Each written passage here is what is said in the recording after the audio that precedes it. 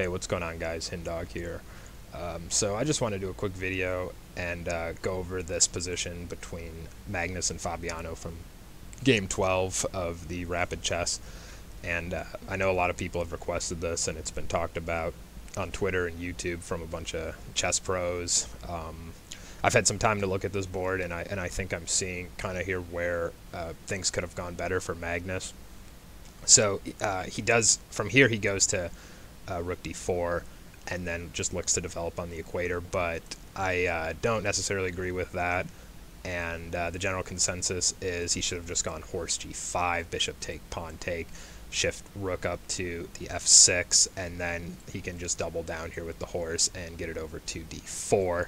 Rook captures there, but it does, problem with this then is that it opens up this double battering ram for Magnus, and then once he has the rooks in c3 d4 with the pawns in front of it, this is going to have to clear out the CD lanes here for Fabiano, so he's going to either have to retreat the pawn back to d8, or he's going to have to shift it over to e7, so either way, he's losing these pieces and he's losing pressure up on the north west quadrant over here. So once that happens, then Magnus, of course, can just, I mean, it's probably just a handshake there with either taking two queens with his, off the pawns, or just going for like a four horseman gambit.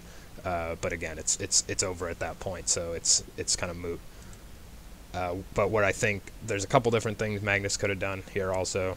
Right away, you can just fork these two bishops here and open up this lane for Fabiano to come in. And once Fabiano looks to have this lane, you have your rooks here to just defend on the rows 1 and 2 against any pressure to your king.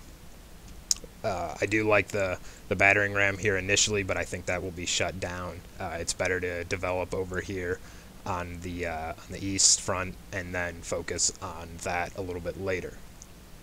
You can always retreat here and go for like a Carl's Jr. defense if he allows you to do it, but I don't think Fabiano's the type of player that would let that develop, so I think that was something Magnus probably picked up on as well.